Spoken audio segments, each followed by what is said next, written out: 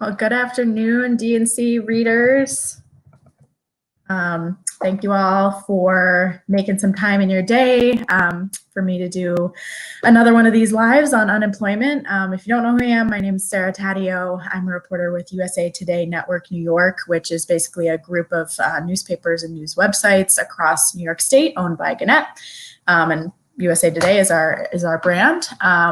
And I'm based in Rochester, New York, but I cover statewide issues most typically. Right now, in the past few months, I've been covering unemployment. Many of you have reached out to me over the phone, over email, over Twitter, over Facebook, lots of different ways that I've heard from many of you about the issues you're facing with this system here in New York and trying to get your benefits based on a layoff or furlough due to the coronavirus pandemic. So thank you so much for all reaching out to me. I am doing my best to respond to as many of you as I can and tell your stories in different ways. So I have some information to share today, most of which you might have read in my stories, but I want to kind of put it all together today in an informal live format. You can ask questions on the chat, the comments. I can't guarantee I'll get to every single one of them, but I'm going to try to answer some of your questions either during this live or afterwards. If you want to contact me in another way after this live or during the live, you can email me at staddeo@Gannett, that's 2 N's, 2 T's.com. That's my work email. That's the best way to reach me right now. A lot of you are calling my office phone as well. I'm not there. I'm currently in my house. So I can't get those messages, but I do have access to them. But there are so many of them, I just can't possibly call everyone back. So please email me or reach out to me on Twitter or Facebook about any issues you're having, and I will do my best to try to dialogue with you about your problem or write about it in a future story. So with that, I want to talk a little bit about what we know, what we don't know with the different stages of unemployment. Obviously, there are so many questions still left over, even though I've been covering this almost 1 to 2 times a week for the past few weeks. The commissioner of the Labor Department in New York, Roberta Reardon, has very wonderfully been doing press calls with us in the last few weeks, answering some of our questions, but there's, as I said, a lot of questions still unanswered. So I'm going to go through a few things that we know, that we don't know. Hopefully this is helpful to you as we navigate this system together. So in terms of applying for unemployment, this is kind of your first big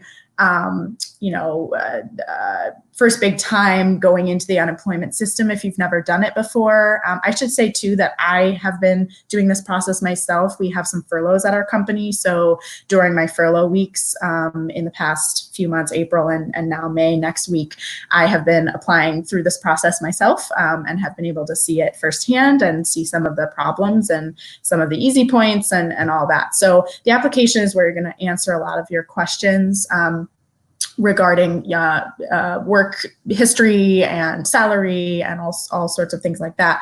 And so you really want to make sure that all of your information is correct. All of your name, address, social security number, all of that is absolutely correct in that application the first time around.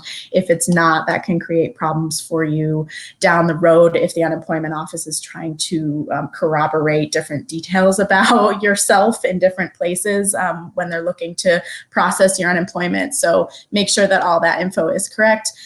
What we know is that the pandemic unemployment assistance applications, which that's the new program through the federal government that is allowing self-employed people, independent contractors, those types of workers to get unemployment benefits when previously they were not able to.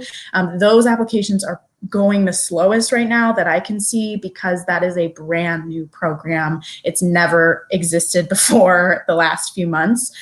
So those seem to be the slowest applications. And originally there was a totally different process for applying for those. Now there's a streamlined application that came online with the New York DOL at the end of April. So that should be easier to apply for that. A lot of you are already in that process, but it is going pretty slow because that program is so new. If the department needs more info from you for your application, they will reach out to you. I have heard of a few people still having luck calling into them, but as many of you know, that is not the greatest situation. You really pretty much can't get through to them most times. And they've said they will reach out to you if they need more information. So yeah, if you're gonna try to call in, you'll likely be on a long hold, but some people have made it through. Here's some things we don't know about the application process. And again, on the things we don't know, we're asking those questions of them every single press call. I am emailing them almost every single day about these questions. So your questions are getting to them through me, but these are some answers we still don't know. We don't know any data about how many people are still waiting to be processed, how many people are pending, what percentage of people, for example, have like the people who applied in March, what percentage of those people have made it through? We don't know that. We can't get this data from the DOL right now. We are asking and we're not getting it. And so we're hoping to get that in the next few weeks.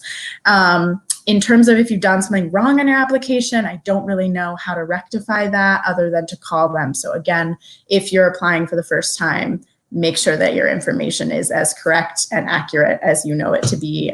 That'll be the easiest way to get through that piece of the process. Let me just check here to see if I have any live comments. Awesome. Thank you guys. Good to see all of you here. Again, hope this is helpful to you as you navigate this system. I want to talk a little bit about certifying benefits. That has been a huge point of contention in the last few weeks as people have sort of gotten through the application process and then trying to figure out the certifying your benefits process. Certifying essentially means that you're telling the system that you have not worked over the past week. So typically you do it on a Sunday and you're telling the system, I did not work from the previous Monday through Friday. I was unemployed for whatever reason, laid off, furloughed, doesn't matter, you were unemployed. You have to tell the system that or else you won't get a release of your benefits. What we've been hearing from the DOL in the past few weeks is that tens of thousands of people weren't doing that correctly. Which has been sort of contradicted by the number of people who have emailed me and said they were doing it correctly, but were later told by the DOL that they were not. So that's one thing we don't know right now. We don't know if there's a glitch in the system. It would seem that there is some sort of loophole glitch in the system that's causing people who thought they certified to actually not certify or to not appear that they've certified on the DOL's side of things. So we're trying to figure that out. But what we do know is you have to certify every single week in order to get benefits for that week. So if you're new to this process, make sure that you're doing that, going back onto your online account for unemployment and certifying every week that you're not working. So that is that. Oh, the other thing is that the DOL's saying they're going to send out emails to people who missed certification weeks if you didn't know how to do it or if somehow the system didn't record it. They are sending emails and or letters to people saying, these are the weeks that you missed. Here's how to go back and certify for those weeks so you can get benefits for those weeks. That's a process that has never been allowed online before. It was usually over the phone. Because the phone is such a nightmare right now with DOL, they are allowing that process to happen online. I have heard from a few people that they've gotten those emails. If you know that you didn't certify for a bunch of weeks and you haven't gotten those emails, reach out to me, reach out to us at thedemocraticchronicle.com. I don't know if I mentioned this, but we do have a form to fill out your unemployment story. I believe that's going to be posted in this comment thread at some point. So if you go to the DNC website, there's a form to be able to just tell us what's happening with your unemployment. We may call you for a story eventually, so only do it if you're interested in that. But please tell us like what your story has been, because we're trying to document what all the issues have been so we can go back to the DOL with those problems and hopefully get them fixed. So anyway, back to the emails, they're sending out those emails, those letters telling you which weeks you haven't certified for. When you get a letter like that or an email, follow up on it immediately, make sure that you're certifying for those weeks, previous weeks that you didn't get benefits for, and hopefully that'll be a step you can take to start to get those benefits later on. I haven't heard from anyone about whether or not they've received back benefits from weeks that they hadn't previously certified for. That's something that, that process is pretty new, the one I just spoke about. So if you've received that back pay from those weeks, let me know. I want to know if that process is working. We don't, as I mentioned before, we don't know why certain people have certified and then are showing that they've not certified. That's been a big thing that you guys have emailed me about. No idea why that's happening. We're trying to figure that one out. So yeah, we haven't heard any definitive information about whether or not they've identified glitches in the system. That's one of my biggest questions at this point.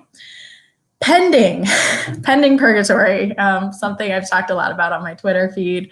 A lot of people have emailed me and said we're in pending purgatory, where we've done everything, our application's finished, we're certifying every week, and nothing. It's just my online account shows pending.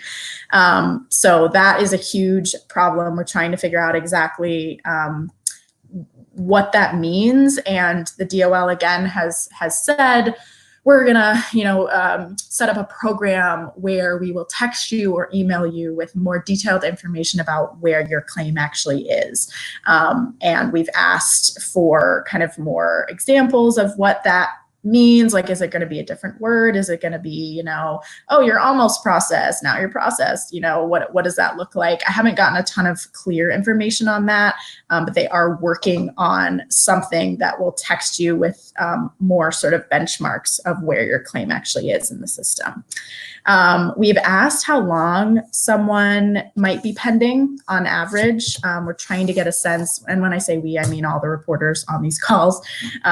We're trying to get a sense of how long someone might have to wait in that state, so that you guys have some time benchmarks to grab onto, and at least know how much longer you might be pending. We have not gotten an answer on that one. So we don't know how long that is. It could be 4 weeks. It could be 8 weeks. I know a lot of you have been pending since the beginning of March. I'm so sorry that that's been your situation. So we're trying to figure out how long that process tends to be on average. We also know, or we don't know, what exactly could cause that kind of delay, although we've heard on different calls that if you do have a discrepancy on your application, or you do have job history that's tough to track down for whatever reason, maybe you worked a bunch of different kinds of jobs over the past year and a half, they're going to have to make sure that all of that is documented. And so that can be something that could hold up your application, no fault of your own, of course. So those are some things that could cause that.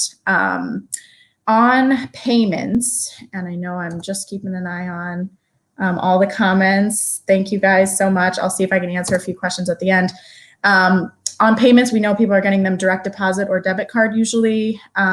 We know people are consistently being paid out. Every week I get emails from people saying, I've been paid. I emailed you last week, I haven't been paid, and now I've been paid. So that's really great. PUA people, you guys, from many of you that I've heard from, you got a random $600 payment on April 24th or 25th. That was a few weekends ago. That was kind of a tide you over federal payment to show that your application is in the system and that they are getting to you. So your actual benefits will be coming. That payment was to help tide you over while they process those claims. As I said at the beginning, this is a very new program. Those are the claims that are a little bit more log jammed than the traditional UI claims right now. So if you're a PUA applicant, claimant, they're getting to you, it's going to take a little bit longer. That $600 payment was to help you get through this time of backlog.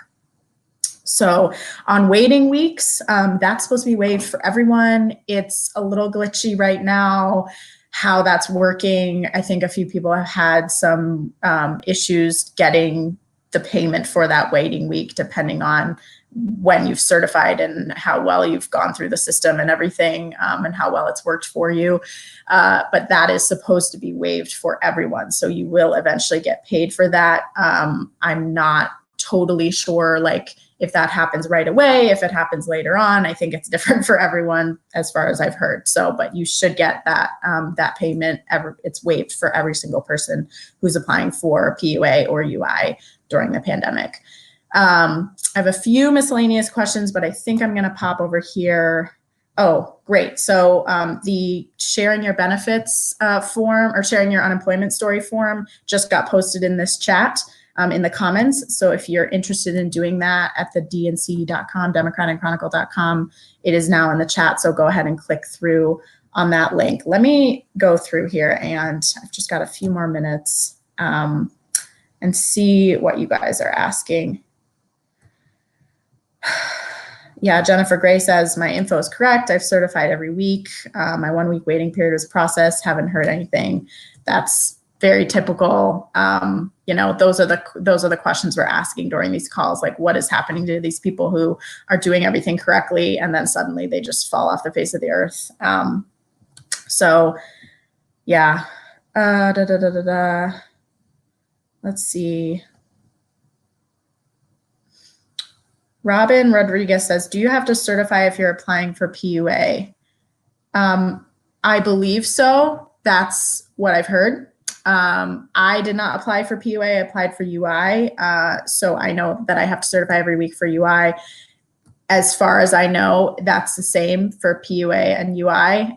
They need to know which weeks you're not working. So you need to certify every week, typically on a Sunday, for that on your online account. Pending for weeks. Yes. yes. What to do when my case is marked pending and still haven't heard from DOL? As I said, Kathy, thank you so much for your question.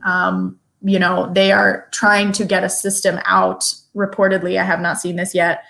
They're trying to get a system out that would allow you to have some more details about your claim and what pending actually means for you. So they're basically going to break down that term into more detailed terms to give you more of a sense of how long you have to wait and where your claim actually is.